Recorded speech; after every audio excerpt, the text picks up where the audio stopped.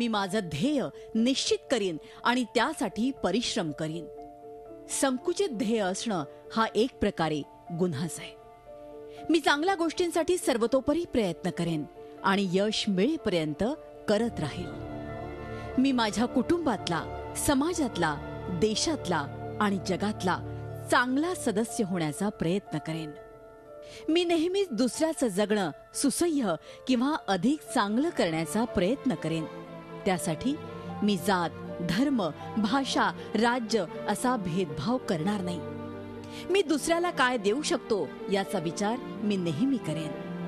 प्रत्येक मानवाचा किंवा सजीवाचा आदर करेन. त्यात भेदभाव करणार नाही. मी वेळेचं महत्त्व नेहमीच लक्षात ठेवेन. माझा भरारी घेण्याचा आणि उमेदीचा काळ वाया जाता कामा नये.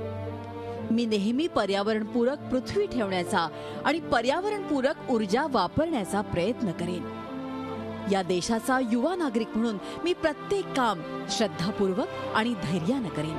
त्याचबरोबर दुसऱ्याला मिळालेल्या यशाचाही सन्मान करेन. माझ्या देशाचा तिरंगा सतत माझ्या हृदयात फडकत असतो आणि त्याची शान उंचावण्यासाठी मी वचनबद्ध आहे.